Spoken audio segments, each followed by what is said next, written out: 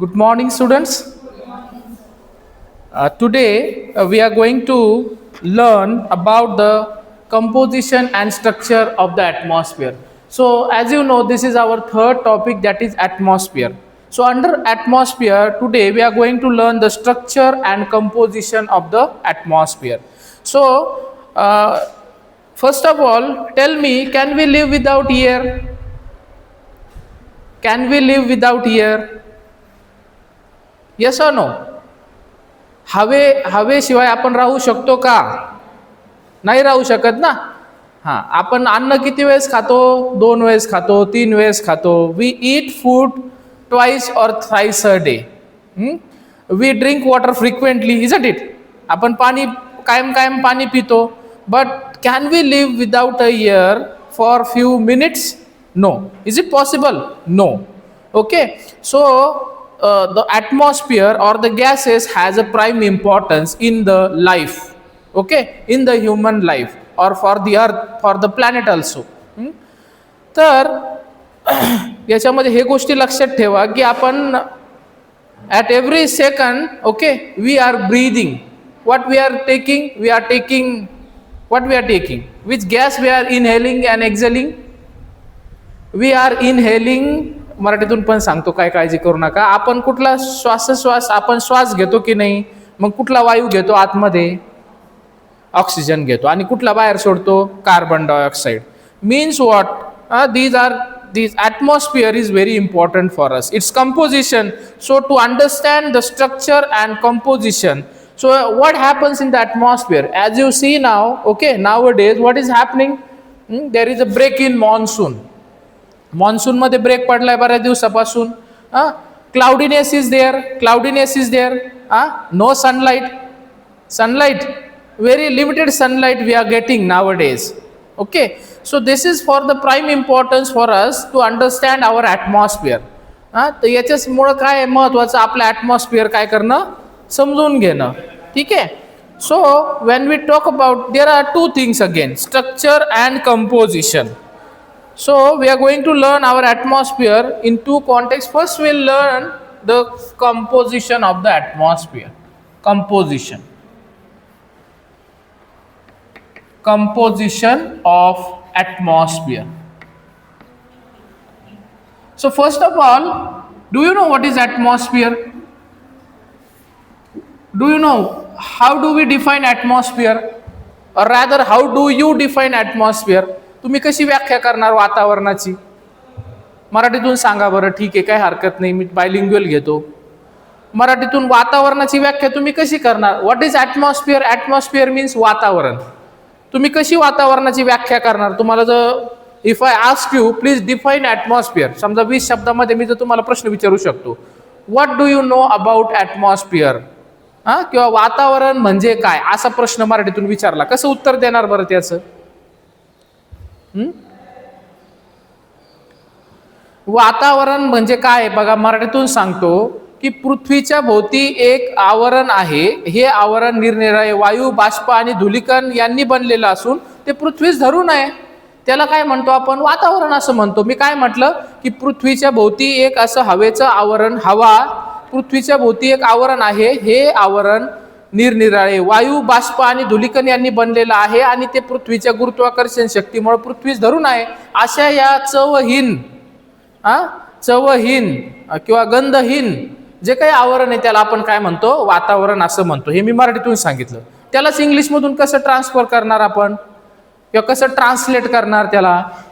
की what the atmosphere is a mixture of, बघा, atmosphere is a mixture of various gases, dust particles and water vapor, and that is bound to our earth, or that is held to our earth because of the earth's gravitation.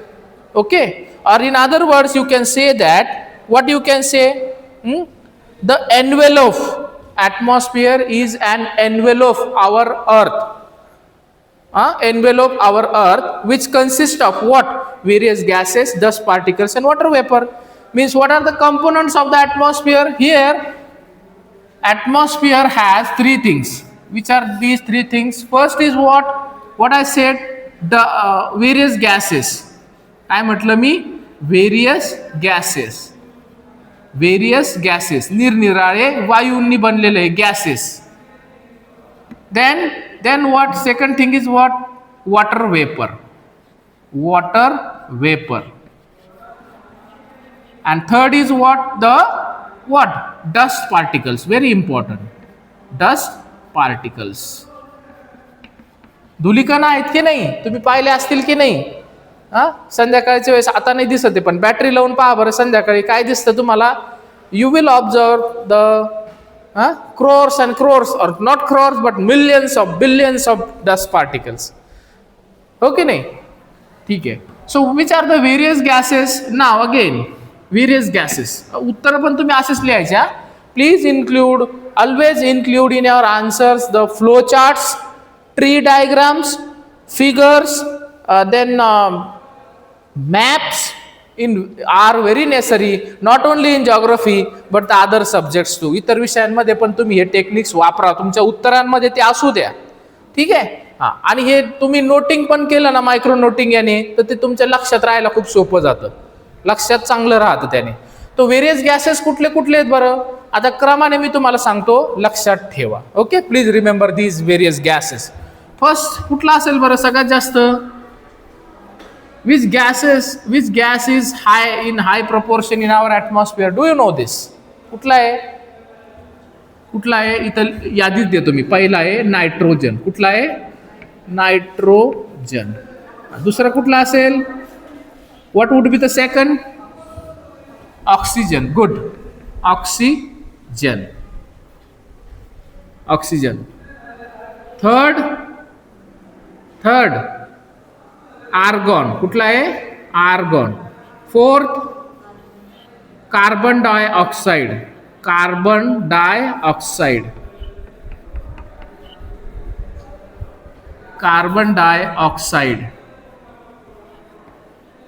Then fifth सी निहेकिरजे. These are the trace gases. See, 6th, 7 and 8. Okay. Up till here you can remember. Okay. Nihekirdze. So Ni for what? Neon. He for helium.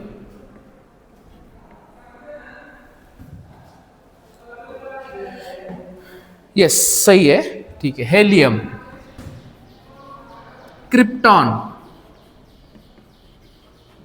And the last one is, that would be xenon.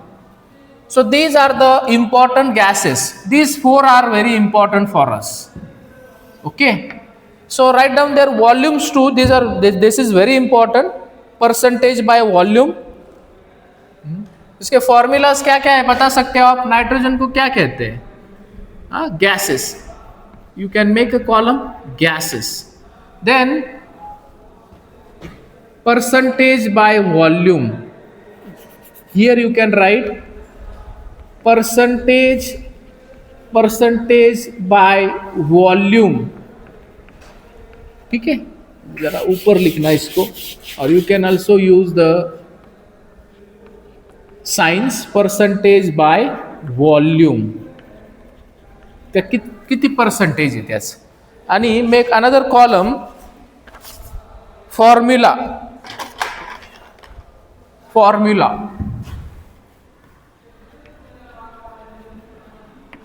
This is known as N2.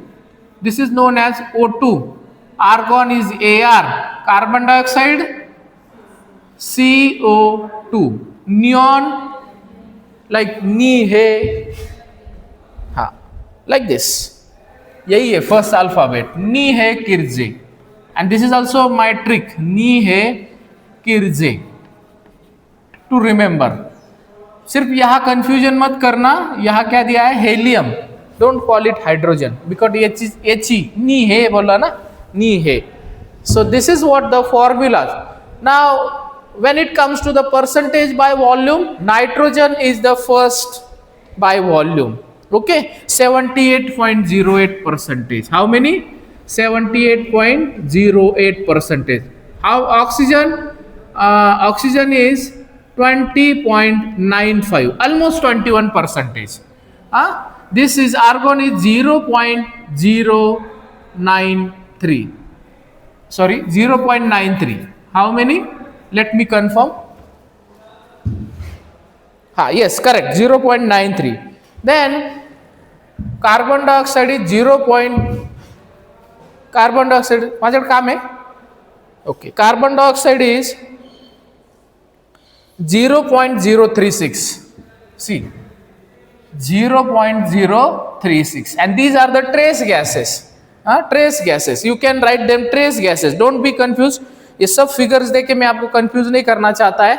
These are very trace gases. Trace मतलब trace म्हणजे काय, खूप कमी प्रमाणावर जे वातावरणामध्ये असतात. You can write here trace gases. Trace gases. इथपर्यंत समजलं का तुम्हाला? Up till now clear? Our atmosphere is composed of various gases, as I told you earlier also, various gases, water vapor and dust particles. In which are the various gases? There we have 4 major gases. Which are those? Nitrogen, oxygen, argon, carbon dioxide. हे कशाने एक hierarchy आहे, क्रम आहे. They are decreasing by volume, percentage. Okay, they are arranged by percentage by volume. First is nitrogen, oxygen, argon, carbon dioxide, as you can see, and these 4 are the trace gases that we have in our atmosphere. Next thing, what are the importance of nitrogen, oxygen, argon and carbon, particularly nitrogen, oxygen and carbon dioxide? We'll talk on this and then we'll move forward. What is important up to your level, we'll discuss on that. तुमच्या लेवलला जे काही महत्त्वाचं आहे ते आपण या ठिकाणी डिस्कस करू. खूप डिटेलमध्ये मी तुम्हाला घेऊन जात नाही इथं. तुमचं काय होतं मग संभ्रम उडून जातो. So how nitrogen is important for us? Who will tell me how nitrogen is important for us as human बिंग्स? काही ऐकलंय का नायट्रोजन का महत्वाचं आहे आपल्यासाठी? सांगा सांगा. बरोबर आहे, शेतीमध्ये. Very good. ओके, शेतीमध्ये म्हणजेच काय की जे काही plants, every plants and trees they require what? Crops also, फसले. They also require nitrogen. Okay, they take nitrogen from the soil, but that is not this nitrogen. This nitrogen is the gases form. They require nitrogen in the nitrate form. आपण जमिनीत बघा काय टाकतो? खतं टाकतो, रासायनिक खतं टाकतो. They are made up of 3 things particularly. NPK, कशाचं मिश्रण असतं ते? NPK, nitrogen, phosphorus and potassium. NPK लक्षात ठेवा. फक्त इथं मी तुम्हाला क्लिअर करून देतो तरी. That is the mixture of NPK. N, P and K. This is for, this N stands for nitrogen. Nitrogen. P stands for what? Phosphorus. Phosphorus. You can write down this also. And K stands for potassium. Though K, but that is potassium.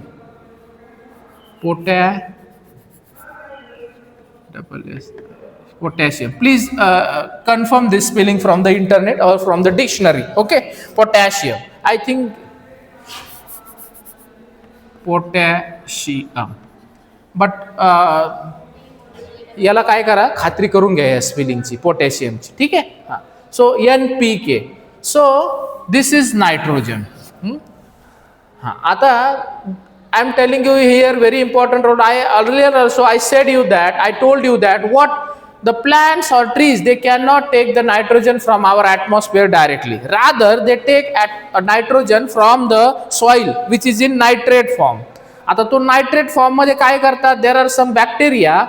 They nitrogen cycle तुम्ही जर पाहिले असेल, if you go to the nitrogen cycle, there are some bacteria which are present in the soil. Particularly they are attached to some plants roots.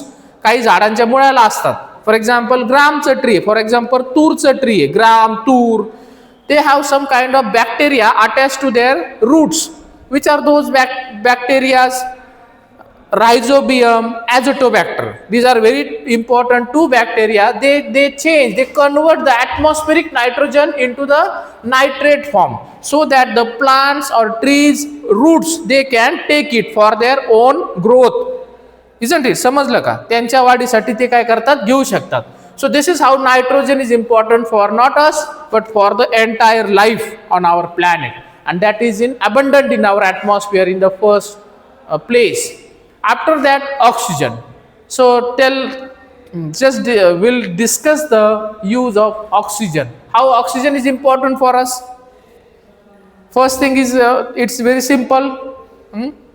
So for the respiration process, human beings or other animals, what they take oxygen for their survival. Okay, we cannot live without oxygen. And in corona you must have observed that how oxygen is important for us in corona period. There was oxygen cylinders, they used oxygen cylinders. Nowadays also in the hospitals, those who are on the ventilators, they provide us them with the oxygen cylinders. Okay, so and then who will tell me the other importance of the oxygen? दुसरे उपयोग सांगा ऑक्सिजनचे पटपट पटपट. How oxygen is important, just write down. याचं noting करा separate. कसं कसं कुठं कुठं उपयोगी येते. दुसरं कशासाठी उपयोगी आहे ऑक्सिजन, कोण सांगेल? मी सांगतो तुम्हाला पटकन, आपल्याला पुढे जायचंय. कंबशनसाठी युजफुल आहे. विदाउट ऑक्सिजन ज्वलन होऊ शकत नाही. फॉर द कंबशन, कंबशन म्हणजे ज्वलन, ज्वलन म्हणजे दहन. दुसरा काय उपयोग सांगितला मी?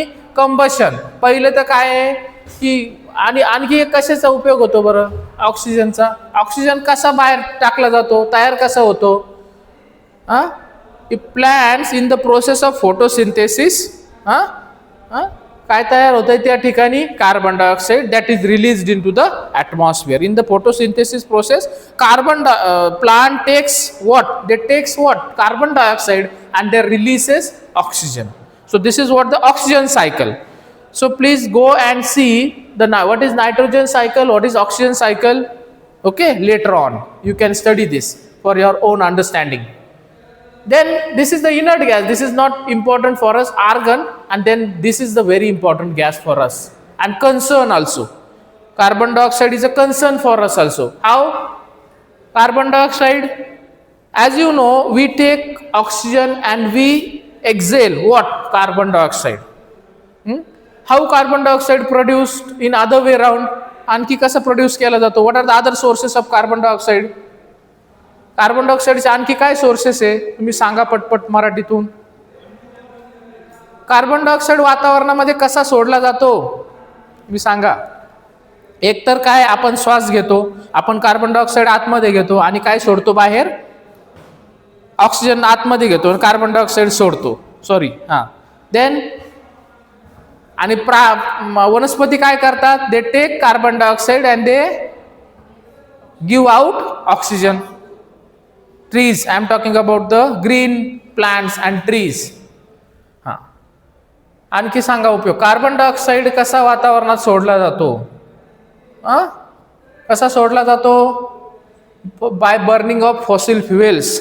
जैव इंधनांच्या ज्वलनाने carbon dioxide is being released into the atmosphere. Combustion of fossil fuels. What are the fossil fuels? Fossil fuels काय मग, कोण सांगते पटकन? कुठले पण? गुड, जीवाश्म इंधन. yes yes, you know, very good, I appreciate, but which are those? Think on that. कुठले कुठले बरं जैव इंधन कुठले कुठले आहेत? हे बघा, कोल आहे, दगडी कोळसा. Then petroleum, all kind of petroleum, petrol, diesel, kerosene, etc. Isn't it?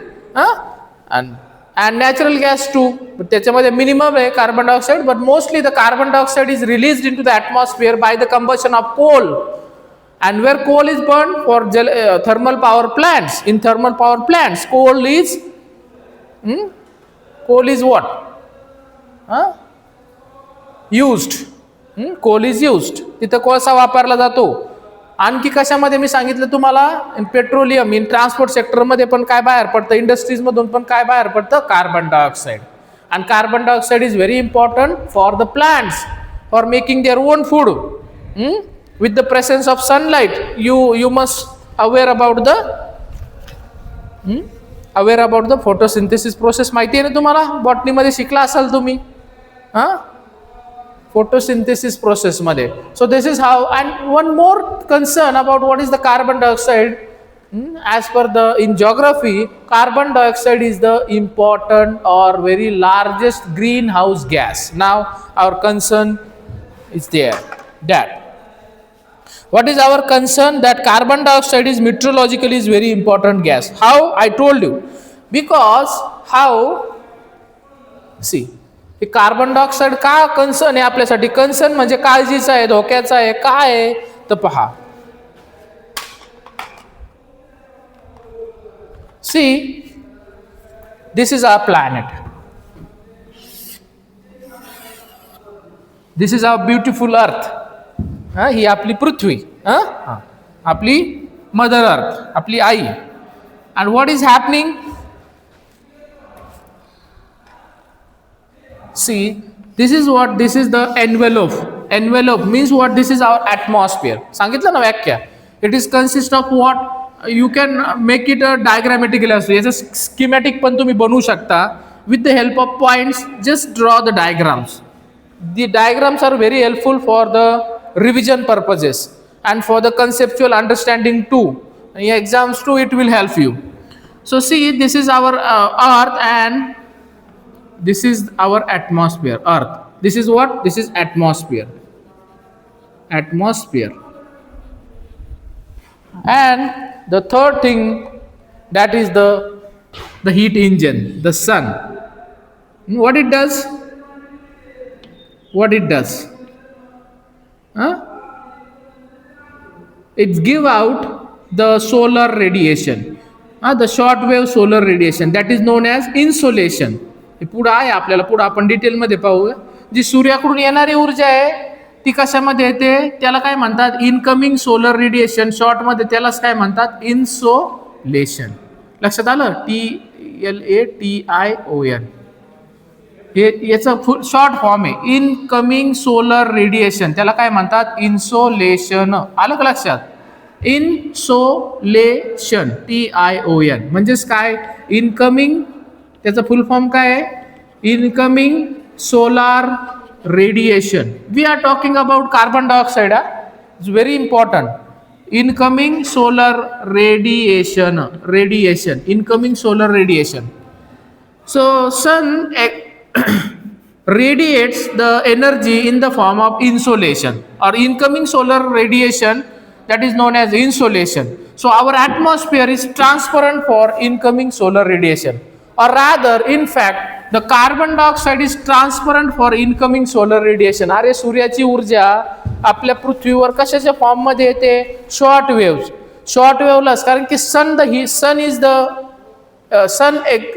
propagate the energy in the form of electromagnetic spectrum, that are the X-rays, gamma rays, UV, ultraviolet red, visible, TV waves, radio waves. अशा वेगवेगळ्या लहरींमध्ये sun propagates its energy, give out its energy.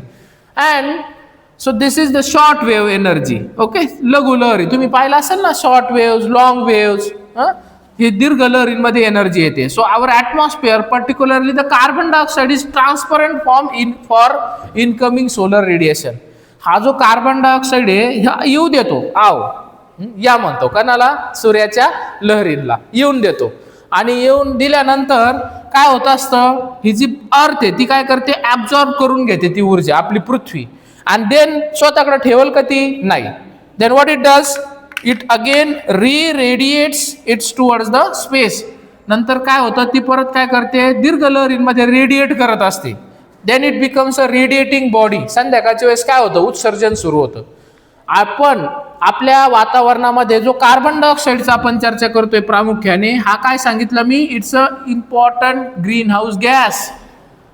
हा महत्वाचा green house gas आहे. तो काय करतो, त्याचे molecules काय करतात कार्बन डायऑक्साईडचे, की जे पृथ्वीने जे उत्सर्जित केलेली जी उष्णता आहे किंवा जी एनर्जी आहे तिला स्पेसमध्ये जाऊ देत नाही. मग तिला काय करतो तो, परत तिचे मॉलिक्युल्स काय करतात, परत they redirect it towards the earth. त्याच्यामुळे आपलं वातावरण काय होत असतं, इट बिकम्स हॉट. आलं का लक्षात, it becomes hot. But this is necessary for us. हे गरजेचं आहे आपल्यासाठी. काय तुमच्या लक्षात येत आहे ना, समजते तुम्हाला?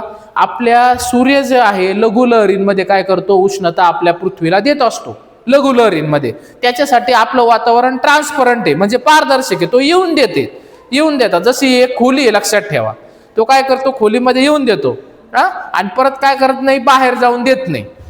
मग बाहेर काय होतं, परत समजा एखाद्याला बाहेर जायचंय, तेच लहरी, आता तीच लहरी शॉर्ट होत्या, त्या पृथ्वीने ग्रहण केल्यानंतर काय होतात, त्याचं दीर्घ लहरींमध्ये रूपांतर होतं. याच्यासाठी एक फिजिक्सचा नियम आहे, hotter the body shorter the wavelength. काय म्हटलं मी? Hotter the body shorter the wavelength, cooler the body longer the wavelength. आलं का लक्षात? कारण की पृथ्वी सूर्यापेक्षा कशी आहे, थंडी आहे ना, कारण की तिनं उष्णता कुणाकडून घेतलेली, सूर्याकडून घेतलेली आहे, म्हणजे ही कोल्डर द बॉडी आहे आणि लॉंगर द वेवलेंथ.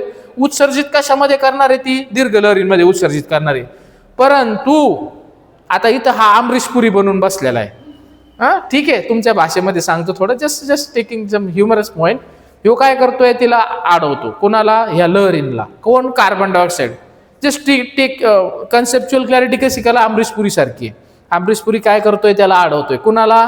या दीर्घ लहरींला. आणि काय करतोय, परत पाठवून देतो कुणाकडं? पृथ्वीकडं. आणि हे गरजेचंच आहे to maintain the heat balance. But हा बट खूप महत्वाचा आहे. But because of the burning of more fossil fuels, carbon dioxide is getting higher concentration और getting increase. The level of carbon dioxide in our atmosphere is getting increased. त्याचं प्रमाणापेक्षा जास्त वाढतंय. कशाचं? कार्बन डायऑक्साईडचं. का? जैव इंधनांच्या ज्वलनामुळे. And that is the concern for us. त्याच्यामुळं ही जी प्रक्रिया होते, कार्बन डायऑक्साईडच नाहीये, आणखी इतरही वायू आहेत, जसं की याच्याबरोबर कुठला आहे, CH4. कुठले कुठले मॉलिक्युल्स आहेत बघा, की ते ग्रीन हाऊस गॅसेस आहे, लक्षात ठेवा. कुठले कुठले आहेत? CH4 म्हणजे काय? मिथेन. त्याच्यानंतर नायट्रोजन डायऑक्साईड, NOx म्हणतात त्याला, नायट्रोजन ऑक्साइड्स, नायट्रोजन डायऑक्साईड नाही, नायट्रोजन ऑक्साइड्स. हे वायू असे आहेत की ते काय करतात, जे पृथ्वीने जी काही दीर्घ लहरींमध्ये जी काही एनर्जी उत्सर्जित केलेली आहे, बाहेर सोडलेली आहे, ती परत पृथ्वीकडे पाठवण्याचं काम करतात. हा CH4 पण म्हणजे मिथेन पण आणि नायट्रोजन ऑक्साइड्स पण. ठीक आहे, हे काय करतात, परत हे सगळे अमरीशपुरी आहेत असं लक्षात ठेवा तुम्ही. हे काय करतात, ती उष्णता परत काय करतात, पृथ्वीकडे पाठवतात. म्हणजे पृथ्वी काय होते, प्रमाणापेक्षा गरम होऊ राहिलेली. ही जी प्रक्रिया आहे सगळी, यालाच काय म्हटलं जातं, ग्रीन हाऊस इफेक्ट. याला काय म्हणतात? Green house effect. आणि याच्यामुळेच काय होऊ राहिलं विद्यार्थी मित्र हो, याच्यामुळे काय होऊ राहिलंय, ग्लोबल वॉर्मिंग. त्याच्यामुळे मी सांगितलं this gas is very important for us. this is not important, this is concern for us. Yes, this is essential to maintain the heat balance, but their concentration is day by day increasing because of the burning of the fossil fuels, and that is why that becomes a concern for us. So this is how we have different kind of gases: nitrogen, oxygen, and this is the inert gas. This is not important for us, but this is the fourth gas is very important for us, carbon dioxide. Carbon dioxide is also essential for the photosynthesis process. That is what we have discussed. And carbon dioxide is also an important gas, a greenhouse gas. Okay, it's a greenhouse gas, it's a concern for us. तर इथपर्यंत तुम्हाला समजलं असेल, मी असं गृहीत धरतो. लक्षात आलं? आणखीन एक याच्या पलीकडे एक गॅस आहे, that is known as ozone. कुठला गॅस आहे याच्यामध्ये? एक नववा गॅस टाका सेपरेट, त्याचं नाव काय आहे? ओझोन.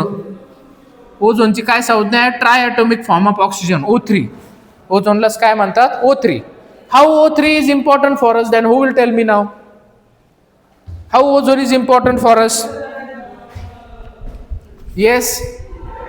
ओझोन का गरजेचं आहे? मराठीतून बोललं तरी चालेल, काय हरकत नाही. मी समजू शकतो तुमचं अडचण, पण इंग्लिशमधून बोलण्याचा प्रयत्न करा. Try to speak in English. जोपर्यंत तुम्ही बोलणार नाही ना, तोपर्यंत काही उपयोग नाही आहे. तुम्ही बोलायचा प्रयत्न करा. मी नाही म्हणत एकदम फ्लुएंट इंग्लिश बोला, पण सुरुवात तर करा. फ्लुएंट म्हणजे कशी येते? सुरुवात तर येते. लहान मुलगा कसा बोलतो तुम्हाला माहिती आहे. आधी त्याला बोलता काय येत असतं? ततमम करतो, नंतर हळूहळू बोलायला लागतो. तसंच असतं. तसं तुम्ही बोला की तोडकं मोडकं इंग्रजी. हां प्लीज. हां सांगा बरं, how ozone is important for अस. बोला. तुम्हाला माईक देतो मी. माईक देऊ? हां थांबा. नको, ठीक आहे, ओके, नो प्रॉब्लेम. काय करतो? पृथ्वीवर येणारी सूर्याची किरण नाही, सूर्याची अतिनील किरण, त्याला काय म्हणतात? Ultraviolet rays. It acts as a filter. So this what the ozone gas और ozone acts as a filter. Filter म्हणून काम करतो. It absorb the UV rays which are very harmful for us. So it absorbs it and then it filters those UV rays and then allow the solar radiation to pass through them with filtering what? With filtering that the effect of the UV rays. So that's why it acts as a shield. हा एक ढाल म्हणून काम करतो. का? ती सूर्याची अतिनील किरण आहे ज्याला UV रेज म्हणतात किंवा अल्ट्रा व्हायोलेट रेज म्हणतात, ते गाळून तो पाठवतो आपल्या पृथ्वीकडे. त्याच्यामुळे तो ओझोन पण आपल्यासाठी खूप महत्वाचा आहे. हा आपल्या ॲटमॉस्फिअरमध्ये तसं तर मी सांगणारच आहे, त्याचं कॉन्सन्ट्रेशन 10 ते 50 किलोमीटरमध्ये आहे. It is found from the earth surface 10 to 50 kilometre from the earth surface. UV नाही, काय? ओझोन. ठीक आहे, इथपर्यंत क्लिअर आहे तुम्हाला? त्याचं मॅक्सिमम कॉन्सन्ट्रेशन आता काही पुस्तकांमध्ये NCERT मध्ये 10 ते 50 दिलंय. काही पुस्तकांमध्ये त्याला आमचं एक क्लायमेटोलॉजीमध्ये खूप महत्त्वाचं पुस्तक आहे टर्बक अँड लजेन्स, त्याच्यामध्ये दिलंय 15 ते 35. आणि काही स्पर्धा परीक्षांमध्ये त्याचं उत्तर 20 ते 25 पण मानतात. त्याचं मॅक्सिमम कॉन्सन्ट्रेशन आहे. पण तो किती ते कितीच्या दरम्यान आहे? मुख्य काय आहे? 10 to 50 किलोमीटरच्या दरम्यान आहे पृथ्वीच्या वातावरणामध्ये. आपण we are going to see the structure of the atmosphere, the next point, very important for us. हे इथपर्यंत क्लिअर आहे का तुम्हाला? असेल तुम्हाला क्लिअर इथपर्यंत. आता त्याच्यामध्ये मी तुम्हाला काही त्याच्यामध्ये आता हे ओझोन आहे ना, ओझोन दिवस कधी साजरा करतात माहिती आहे तुम्हाला? 16 सप्टेंबर. हे ओझोन आलाय म्हणून सांगतो या ठिकाणी. Ozone day is celebrated to reduce the ozone hole depletion. Ozone hole कमी करण्यासाठी जे आहे ना, कधी साजरा करतात? 16 सप्टेंबरला. 16 सप्टेंबरला ओझोन डे इज सेलिब्रेटेड. त्याच्यासाठी एक प्रोटोकॉल पण केला होता. आता ओ आणि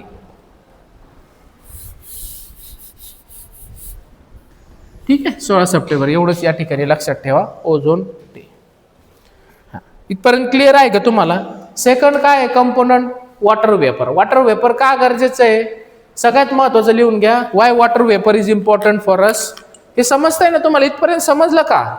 नसल समजलंय तर परत विचारा, मी परत सांगेल. काही अडचण नाहीये.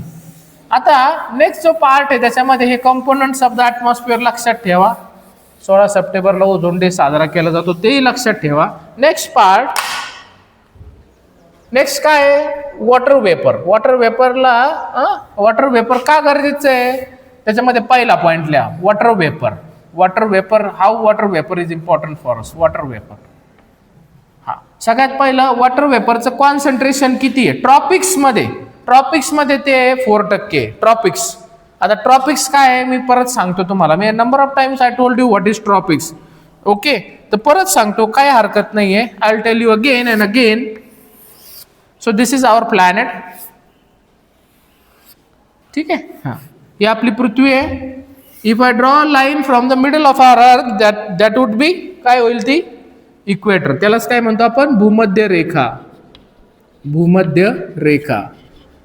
So see again I draw here a line, here also 66 degree, sorry 23 degree 30 minute north. Here also 23 degree 30 minute just south. Then again here, इथं कुठली रेखा आहे ही? 66 degree 30 minute north. Here again 66 degree 30 minute south. कुठल्या नावं तुम्ही सांगा आता मला?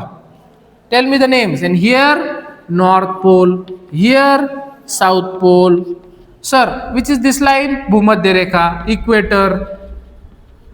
These are the climatic zones. I am telling you the climatic zones of our planet. This area between, हे काय? कर्कवृत्त. तुम्ही इंग्लिश मधून लिहा, कर्कवृत्त. ट्रॉपिक ऑफ कॅन्सर, मकर वृत्त, ट्रॉपिक ऑफ कॅप्रिकॉन. ठीक आहे, मी सांगितलं तुम्हाला काय काय म्हणतात. अँड दिस रिजन बिटवीन कर्कवृत्त अँड मकर वृत्त, this is known as tropics. याला काय म्हणतात? ट्रॉपिक्स. ट्रॉपिक्स का? उष्णता जास्त आहे. का? कारण की वर्षभर सूर्याचं इथं भ्रमण होतं. बघा, तुमच्या लक्षात आलं ना? सूर्य कर्कवृत्त आणि मकर वृत्त याच दरम्यान भ्रमण करतो. बाकीच्या ठिकाणी सूर्याची किरण काय पडतात? तिरपी पडतात. अशी पडतात की नाही? जास्त उष्णता कुठं ग्रहण होते? एवढ्या भागामध्ये, ट्रॉपिक्समध्ये. याला काय म्हणतात? ट्रॉपिक्स. तर या ट्रॉपिक्समध्ये बाष्पाचं वॉटर वेपरचं प्रमाण किती सांगितलं मी तुम्हाला? 4%. And as we go towards the poles, आता हे पोल्स कुठले? हे नॉर्थ पोल आणि साऊथ पोल. इकडे बघा, as we go away from the tropics the quantity of the water vapour decreases. काय म्हटलं मी? वॉटर वेपरची क्वांटिटी काय होती? डिक्रीज होती. आता हे तर झालं, मी सांगितलं horizontally on the earth. But as we go in the upper atmosphere 90 डिग्रीच्या पुढं, 90 किलोमीटरच्या पुढं काय होतं? वॉटर वेपर कमी होतं.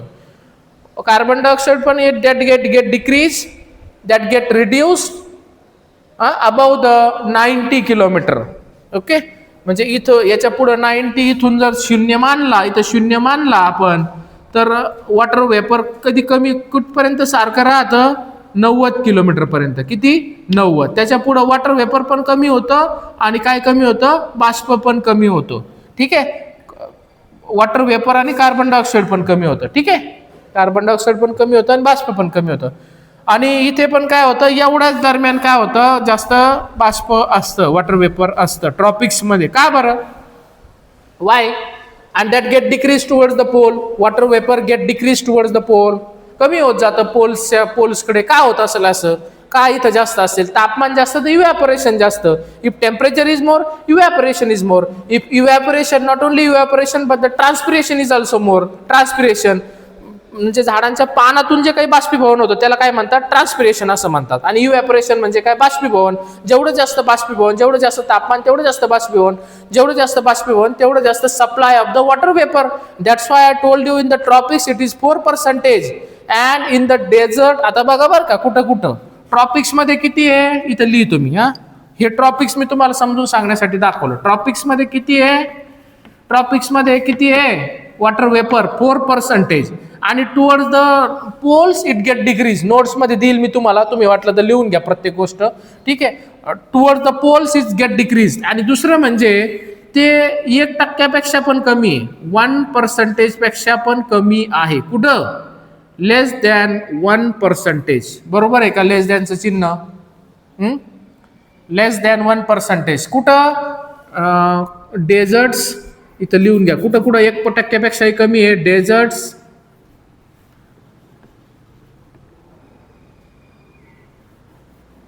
डेझर्ट्स म्हणजे काय? वाळवंटांमध्ये. आणखी कुठे? डेझर्ट्समध्ये 1%पेक्षा पण कमी आहे. आणखी कुठं? Polar areas. Polar areas and cold areas. Polar areas and cold areas. Let me C.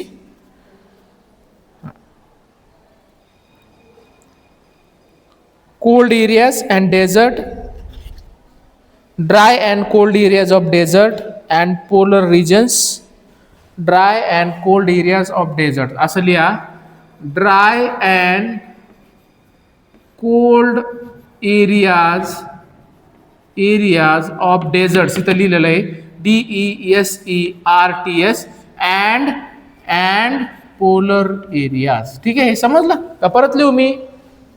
इथं लिहितो बघा, परत मी काय लिहितो तेच लिहितो परत.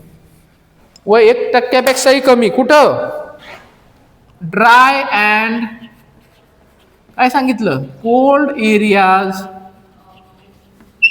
Areas of deserts and polar areas. कुठले? पोलर एरियाज म्हटलं म्हणजे 2 आलं. कुठले? नॉर्थ पोल आणि साऊथ पोल. साऊथ पोलवरती काय इथं मग? You know this, Antarctica.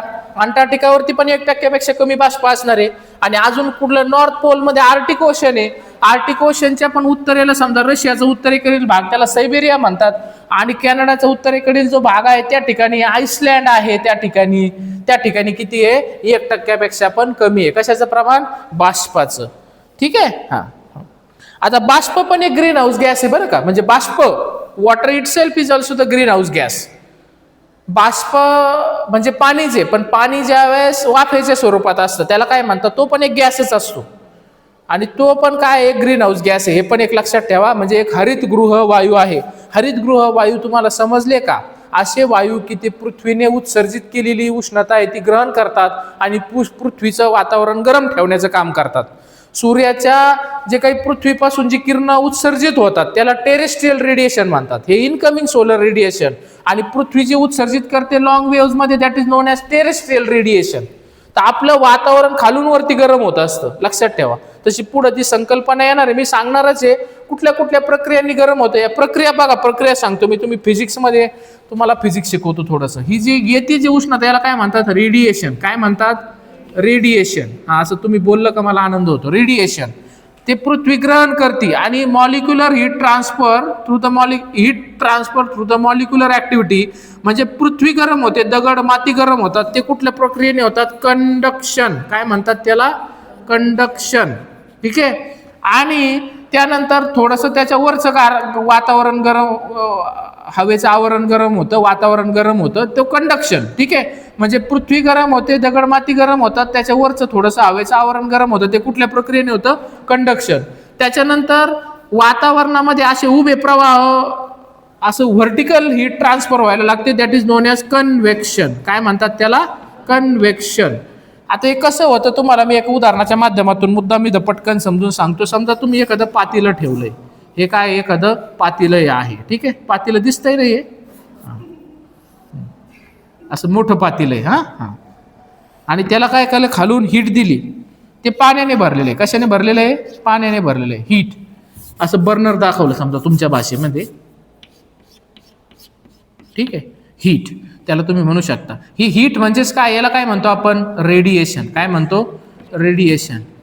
किंवा जे जे इकडं फेल्ट होईल त्याला पण काय म्हणतात? जे इकडं जाणवतात, शिकुटी पेटवल्यावर असं उब नाही जाणवत का, त्याला काय म्हणतो आपण? रेडिएशन. हां. आता याचे हे पाण्याने भरलेले आहे असं, आणि ते गरम व्हायला लागलं, काय होणार आहे? उदाहरणार्थ हे हवा पण एक फ्लुइड आहे. हे कन्व्हेक्शन कुठं होतं? फ्लुइड्समध्ये होतं. हवा पण एक फ्लुइड आहे आणि पाणी पण काय? फ्लुइड आहे.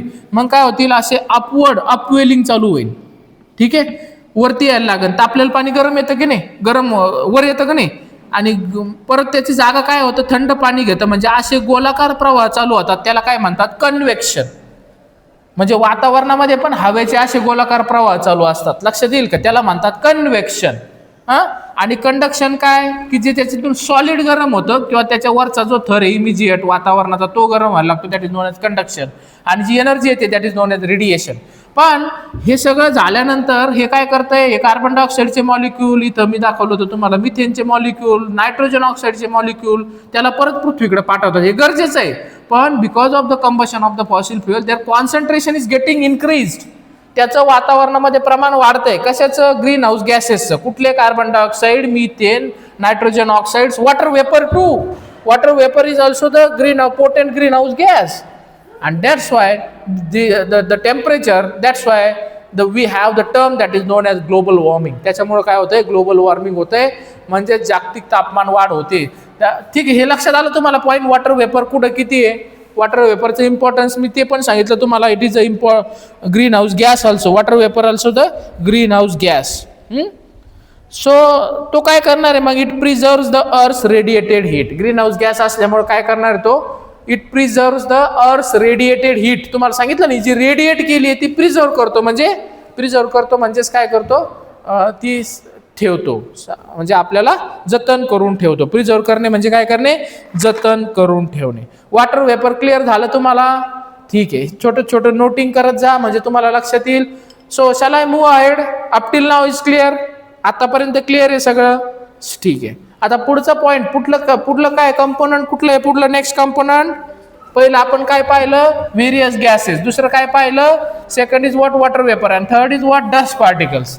आता तुम्ही पाहिले असतील, there are number of dust particles, though we can not able to see them, but at night one can C.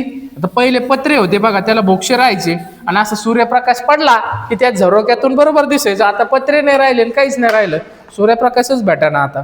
तर त्यात तुम्ही पाहिलं असेल, रात्री तुम्हाला पाहायला मिळेल की there are number of dust particle, millions not billions and trillions of dust particles are infinite शब्द त्याला वापरता येईल की ते डस्ट पार्टिकल्स. आता त्या डस्ट पार्टिकलचा काय उपयोग आहे? फर्स्ट इम्पॉर्टंट घ्या त्याचा, very important. They dust particles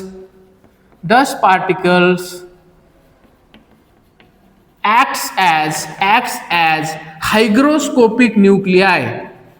hygroscopic, एवढंच घेऊन आपण थांबणार आहे. न्यूक्लिआय. आता न्यूक्लिआय काय आणि हायग्रोस्कोपिक काय म्हणताय सर आहे की त्याच्या भोवती ऑन विच, पुढे घ्या, on which water vapour condenses, water vapour condenses and clouds form and cloud forms. तो एक हायग्रोस्कोपिक न्यूक्लिआय म्हणून काम करतो की त्याला काय होतात, बाष्प जाऊन चिकटतं आणि काय तयार होतात, क्लाउड्स तयार होतात. हे लक्षात ठेवा. आता त्याचे उदाहरणं काय काय आहे, सी सॉल्ट, डस्ट पार्टिकलचे उदाहरणं बरं का, सी सॉल्ट्स. त्याच्यानंतर काय, सॉइल, सॉइल पण डस्ट आहे ना, सॉइल पण उडते ना. आणखी काय बरं, डस्ट पार्टिकल, पोलेन, पोलेन. अजून कुठले डस्ट पार्टिकल सांगा पटपट, सांगता येईल का तुम्हाला अजून कुठले उदाहरण आहेत त्याचं. ॲश, स्मोक, सूट. ॲश म्हणजे काय, राख. Ash, smoke, soot, smoke, soot, ते काजळी आपण त्याला म्हणतो, एक्सेट्रा. हे सगळे काय, dust particle. They acts as a hygroscopic nuclei on which water vapour condenses. त्याच्याशिवाय ढगच तयार झाले नसते. लक्षात आलं का, हे लक्षात आलं ना. हे खूप वाक्य महत्वाचं आहे. They acts as a hygroscopic nuclei on which water vapour get condensed, get sticked and the clouds formed. त्याच्यामुळे काय होतात, ढग तयार होतात. Second important. आणि मग आपला हा टॉपिक संपला. पुढच्या क्लासला will see the structure. Second घ्या, खूप महत्वाचं आहे सेकंड. पण हे सेकंड लक्षात घ्या. ते म्हणजे सेकंड जो इम्पॉर्टन्स आहे त्यांचा, ते म्हणजे स्कॅटरिंग. स्कॅटरिंग काय आहे, स्कॅटरिंग. डस्ट पार्टिकल स्कॅटर्स, असं लिहा, डस्ट पार्टिकल्स, पार्टिकल्स स्कॅटरिंग म्हणजे माहिती आहे तुम्हाला, स्कॅटर्स द सनलाईट म्हणा. मी तुम्हाला जास्त लेवलला देत नाही, LIGHT. तुम्हाला वाटलं तर इथं कंसात लिहून घ्या, व्हिजिबल रेज, व्हिजिबल रेज. आणि त्याचं मी रेंज पण देतो, 0.42, 0.42, 0.7 म्यूएम. म्यूएम म्हणजे त्याला मायक्रोमीटर म्हणतात, ठीक आहे. किंवा 400 ते 700 नॅनोमीटर्स पर्यंत ते वेवलेंथ स्कॅटर करतं. And that's why and hence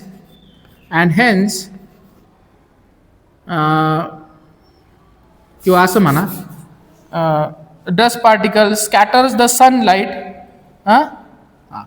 because of that and it is responsible म्हणा, किंवा पुढं म्हणा, and it is responsible for blue sky. आपल्याला आकाश का निळ दिसतं माहिती आहे तुम्हाला, स्कॅटरिंग ऑफ द सनलाईट. आणि ते स्कॅटरिंग कोण करतं, dust particles. Even the red जो सन दिसतो आपल्याला, किंवा आता इथं या खोलीत प्रकाश, डायरेक्ट सूर्याचा प्रकाश आलाय का या ठिकाणी, नाही आलेला आहे. पण मग हे का आपल्याला इथं खोली प्रकाशित आहे, ट्यूबचा काय थोडा लाईट आहे, ट्यूब जरी बंद केली तरी या खोलीत प्रकाश राहतो. डायरेक्ट सनलाईट आहे का नाही, हे कशामुळे होत आहे, सनलाईट. आलं का लक्षात, हो की नाही. सनलाईट हे स्कॅटरिंग इथं काय करा तुम्ही, अंडरलाईन करा. सो आपण ठीक आहे, आतापर्यंत आज आपण काय पाहिलं, what we have seen, the components of the atmosphere, various gases, water vapour and dust particle. त्याचे प्रत्येकाचे उपयोग पण आपण पाहिले. तुम्ही रिवाइज करून या उद्याच्या क्लासला, ठीक आहे. थँक्यू.